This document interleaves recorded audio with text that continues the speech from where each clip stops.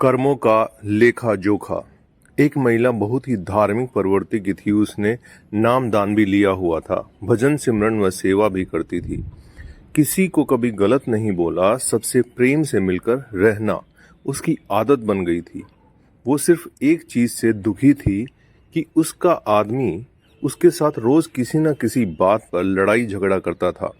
उस आदमी ने उसे कई बार इतना मारा कि उसकी हड्डी भी टूट गई थी, लेकिन उस आदमी का यह रोज का काम था। उस महिला ने अपने गुरु महाराज जी से विनती की, हे गुरुदेव, मेरे से कौन सी भूल हो गई है? मैं सत्संग में भी जाती हूँ, सेवा भी करती हूँ, भजन सिमरन भी आपके कहे अनुसार करती हूँ, लेकिन मेरा पति मुझे रोज मारता है, मैं क्या करूँ? गुरु महाराज जी ने कहा, क्या वो तुझे रोटी देता है? महिला ने कहा, हाँ जी, रोटी तो देता है।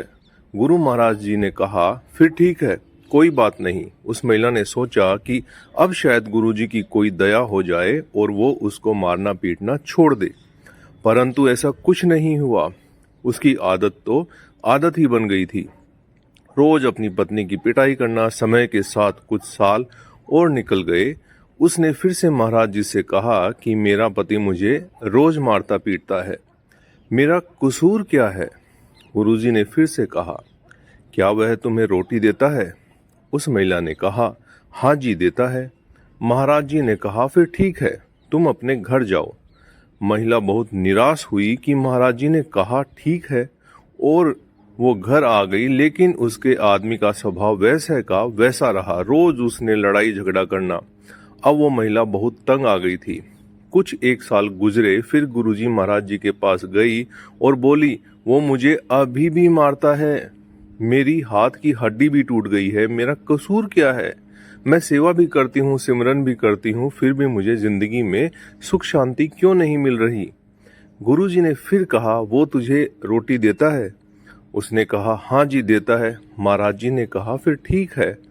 परंतु इस बार महिला जोर जोर से रोने लगी और बोली कि महाराज जी, मुझे मेरा कसूर तो बताओ, मैंने कभी किसी का बुरा नहीं किया, फिर मेरे साथ ऐसा बर्ताव क्यों हो रहा है?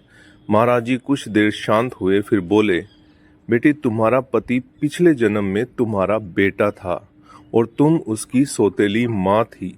तुम रोज उसको सुबह शाम मारती रहती थी और उसको कई कई दिन तक खाना नहीं देती थी। भगवान का शुक्र मना कि इस जन्म में वो तुझे रोटी तो दे रहा है। ये बात सुनकर महिला एकदम चुप हो गई। गुरुजी महाराज जी ने कहा, बेटा, जो कर्म तुमने किए हैं उसका फल तो तुम्हें अवश्य भुगतना पड़ेगा। फिर उस महिला ने कभी महाराज जी से शिकायत नहीं की, क्योंकि वो अब सच को जान गई थी। इसीलिए हमें भी कभी किसी का बुरा नहीं करना चाहिए। सबसे प्रेम, प्यार और शालीनता के साथ रहना चाहिए। हमारी जिंदगी में जो कुछ भी हो रहा है वह सब हमारे कर्मों का लेखा जोखा है, जिसका हिसाब किताब तो हमें देना ही पड़ेगा। तो दोस्तों, ये आपको कैसा लगा नीचे कमेंट करके बताइएगा। नहीं है तो चैनल को सब्सक्राइब कीजिएगा, शेयर कीजिएगा। आप सभी लोगों का बहुत बहुत धन्यवाद।